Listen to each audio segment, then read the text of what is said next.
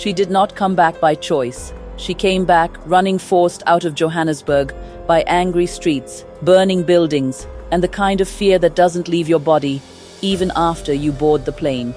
7 years in South Africa, plaiting hair by candlelight, selling food in the cold, scrubbing other people's floors, surviving xenophobic attacks that made the news for 2 days and then were forgotten by everyone except the people who lived through them.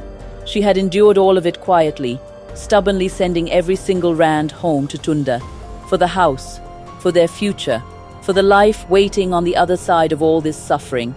She landed at Murtala Mohammed International Airport with nothing but a travel bag, a white lace dress, and 7 years of hope she was finally ready to cash in.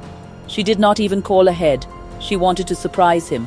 But the moment she pushed open that iron gate and heard the talking drums, something shifted in her chest. Burgundy and gold asooke everywhere. Coral beads. Elderly men in Agbada. 200 guests filling the compound she had paid for, brick by brick. And kneeling on the mat in a wedding dress, Sarah, her best friend.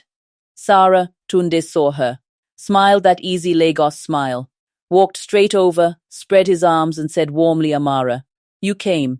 Come and meet my wife. Thank you for the friendship. You are a good woman. In her own compound, in her own house, in the dress she bought for her own homecoming.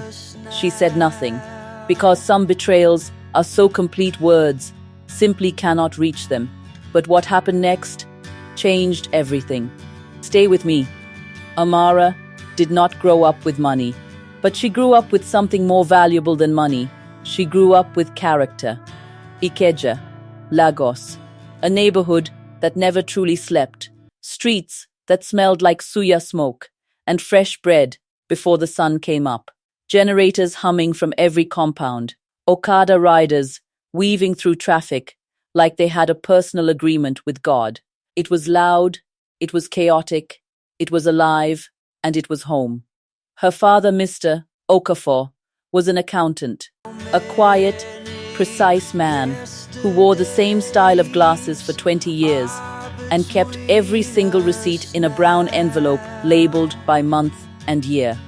He believed that a man who could not account for his money could not account for his life. He passed that belief to Amara before she could fully understand it. Her mother, Mama Amara, was a seamstress. From 6 in the morning until the light failed, her sewing machine sang its steady rhythm from the back room. She stitched other people's wedding dresses, other people's church outfits, other people's celebrations, always with the same quiet pride, the same careful hands. They were not wealthy, but they were the kind of family that held their heads up on any street they walked. Amara was their daughter in every sense. Careful, principled, the kind of girl who did her homework before dinner and helped her mother pin fabric on weekends without being asked. She studied accounting at the University of Lagos, graduated with good grades, got a job at a small audit firm in Lagos Island, and was building exactly the kind of stable, honest life her parents had modeled for her.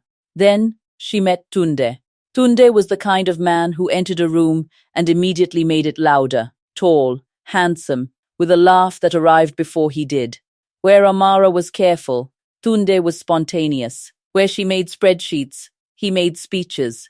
He had big dreams and the kind of confidence that made you believe in them before he even finished explaining them. He wanted to build something, a business, a legacy, a life that meant something. And when he looked at Amara, really looked at her, he made her feel like she was not just part of that vision. She was the foundation of it. They dated for 2 years, long phone calls that stretched past midnight, weekend trips to Ibadan and Abeokuta, Tunde showing up at her office on random Tuesdays with banana, ground nuts, and a grin, Amara cooking his favorite egusi soup and sitting beside him while he sketched business ideas into battered notebooks. It was warm. It was easy. It felt real. So when Uncle Emeka called from Johannesburg with news of a job opening at the warehouse where he worked, Amara did not dismiss it. The pay was serious. The exchange rate alone, if she was disciplined, could change her life within a few years. She spent 2 weeks with her spreadsheets. She calculated everything's salary, living costs, exchange rates, projected savings at 2 years, 5 years, 7 years. The numbers were impossible to ignore. She brought it to Tunde one evening on her small balcony, the Lagos skyline glittering below them. He was quiet for a long time. Then he took both her hands and looked at her steadily. Go, I will wait for you. Send money when you can, and I will find land and start building our house. Something the whole neighborhood will look at and know we made it. When it is ready, you will come back, we will marry, and life will truly begin. He made it sound so solid, so full of love, so certain. Amara believed every single word. She packed one bag, said goodbye to her parents at Murtala Mohammed International Airport, her mother holding her face for a long time before letting go, her eyes saying everything her mouth could not. She got on the plane to South Africa. Nothing prepares you for Johannesburg when you arrive alone. The city is beautiful and brutal in equal measure. Glass towers and wide highways, sitting right beside hunger and tension. Uncle Emeka picked her up from Tambo International Airport and drove her to her tiny flat one-room, a small bed, a single window that looked out at a brick wall. You should keep your head down, work hard, and be careful. She did not yet fully understand what careful meant in that city. The warehouse job was the hardest thing Amara had ever done with her body.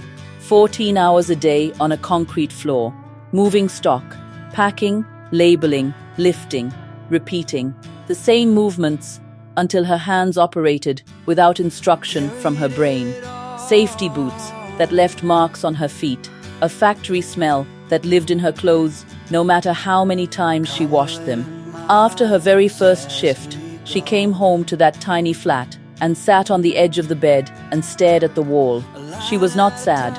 She was simply emptied, like a bucket that had been turned completely upside down. Then she called Tunde. His voice was warm, relaxed, the voice of a man sitting somewhere comfortable. "How was the first day?" he asked. "Hard," she said, "but I can do it. That's my queen," he said warmly. I found a good plot of land. The price is fair, but I need to move fast before someone else takes it. Can you send something this month, even a little? Amara looked at her first week's pay sitting in her account. She had not even bought a pot to cook in yet. "Yes," she said, "I will send it," and she did. The warehouse was only the beginning, because one salary was never enough, not if she wanted to send meaningfully and still survive. So Amara did what Nigerian women in Johannesburg learned to do. She hustled on top of her hustle. On weekends, she plaited hair. Long, careful hours in a plastic chair in a neighbor's back room, her fingers working through the night after her feet had already carried her through a 14-hour shift. She sold Nigerian food, from a flask and cooler-bag jollof rice, fried fish, puff-puff, standing outside churches and markets in the cold Joburg air, calling out in Yoruba and Igbo and broken Zulu to anyone who slowed down. She cleaned houses. She ironed clothes for working families. She once spent 3 weekends helping a woman pack and move an entire household just to cover a rent shortfall. She ate Gary more times than she could count. She wore the same 4 pairs of shoes across 7 years. She sent money home every single month without missing once. And Tunde sent photos. First the cleared land, red earth, flat and full of promise. Then the foundation being poured on a bright morning. Then the walls rising, block by block, floor by floor. Her money becoming something visible and real on the other side of the continent. Late at night in her tiny flat, Amara would zoom into those photos on her cracked phone screen and feel something warm move through her chest. She could see herself walking through those rooms. She could picture the kitchen where she would cook, the balcony where she would sit with her children, the gate she would push open every evening, coming home from work, real work, work that belonged to her life, not survival. It's almost done, my queen. Just a little more. You are almost there. Then the streets of Johannesburg changed. It started with whispers, then with graffiti on walls. Then one evening Amara came out of the warehouse to find a crowd gathered 2 streets away, voices raised, smoke rising from somewhere she could not see. Uncle Emeka called her before she could call him. Go home, lock your door. Don't come out tonight. The xenophobic violence that swept through parts of Johannesburg that season did not make international headlines for long. 2 days of coverage, then the world moved on. But for the Nigerian and Zimbabwean and Mozambican women barricaded inside their flats, listening to the sounds outside it did not move on. It lived in the body, in the way you flinched at sudden noise, in the way you stopped wearing your Ankara in public, in the way you learned to make yourself invisible in a city you had helped build with your own labor. Amara held on for 3 more months after the violence. Then one night, she came home to find her neighbor's door broken in and her neighbor gone fled without a word, without a goodbye. That was the night Amara sat on the edge of her bed, looked at the wall she had stared at for 7 years, and made a decision. She was going home. She booked a ticket, packed the same bag she had arrived with, plus 7 years of survival packed tight inside it. She bought one beautiful thing for the journey, a white lace dress. The first beautiful thing she had bought for herself in 7 full years. She pressed it carefully and folded it on top of everything else. On an impulse, she decided not to call Tunde. She wanted to surprise him. She wanted to see his face when he saw her. She wanted to walk through those gates and watch the man she had sacrificed everything for light up when she arrived. She did not call. She just came. The plane touched down at Murtala Mohammed International Airport on a Friday evening, and Amara was already on her feet before the seatbelt sign went off. She moved through the terminal quickly, her white lace dress turning heads, her heart carrying 7 years of waiting that was finally over. The warm Lagos air hit her at the terminal doors like an embrace. She stood in it for one moment with her eyes closed, just breathing her city back in.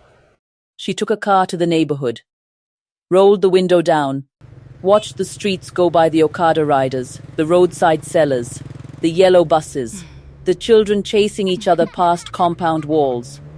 She had forgotten how alive Lagos felt. She had forgotten how much she missed it.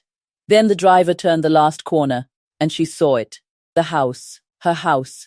It rose from the street like something from a dream she had been having for 7 years. Tall white walls, large gleaming windows, a heavy iron gate with outdoor lights already glowing warm in the evening air. It was more beautiful than any photo had prepared her for. Amara pressed her hand against her chest. Then she heard the drums. A talking drum, deep and celebratory, cutting through the evening. Women's voices rising together in Yoruba, a song she recognized from weddings and introductions. She smiled, puzzled but not alarmed. Maybe a welcome party. Maybe he somehow knew. She stepped out of the car, walked the last stretch on foot, pushed open the iron gate with her own hand, and stopped. Burgundy and gold oke everywhere, draped across chairs, worn by women seated in perfect rows, their jelle tied high, their coral beads layered from neck to collarbone. Elderly men in agbada and fila caps sat at the front, fly whisks across their laps, palm wine in tall ceramic pots at each corner. A Yoruba traditional introduction ceremony. In full. In her compound. The talking drum slowed as the person nearest the gate noticed her. Then the singing faltered. The silence moved inward, row by row, like a wave in reverse, until even the drum went quiet. 200 heads turned, and there, kneeling on the mat at the center of it all in a stunning burgundy iro and buba, gold embroidery catching the lantern light, coral beads stacked high on her neck, Sarah. Her Sarah. Her best friend of 12 years. The woman who had called her every week while she was in Johannesburg. The woman who had said, "Don't worry, Tunde loves you," every time Amara expressed doubt. The woman who had cried with her on the phone when the xenophobic violence broke out and said, "Just come home. Come home safely."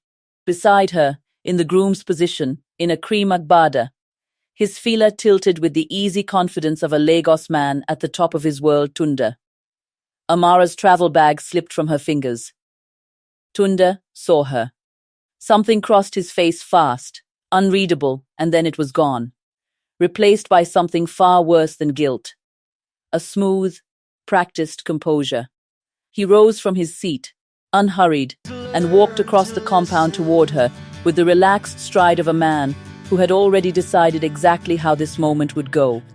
He stopped in front of her, looked her over once, the white lace dress, the travel bag at her feet, the face she had dressed with 7 years of hope. And then he smiled. "Amara, you came." He spread his arms slightly, his voice warm and carrying. "Ah, you should have called. We for arrange better reception for you." He chuckled softly, shaking his head as though she had pulled a charming surprise. Then he turned and gestured toward Sarah with a proud, open hand. "Come now, meet my wife. You know Sarah, she has always said you were her closest friend. Long journey from Joburg. Thank God you are safe." He tilted his head with a gracious, final nod. "And Amara, sincerely thank you for the friendship, for everything. You are a good woman." He said it the way a chairman thanks a vendor at the end of a contract. The compound was completely silent, every eye on her.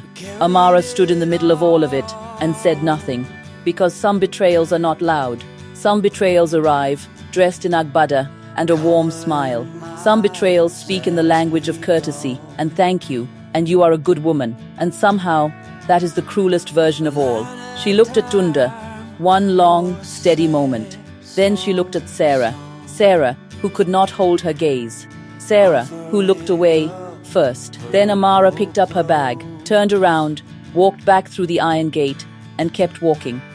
Thanks for watching this story all the way to the end. You're amazing for staying with us. If you enjoyed this video, don't stop here. We've got plenty more stories just like this one waiting for you. Simply click on one of the videos popping up on your screen right now and keep the journey going.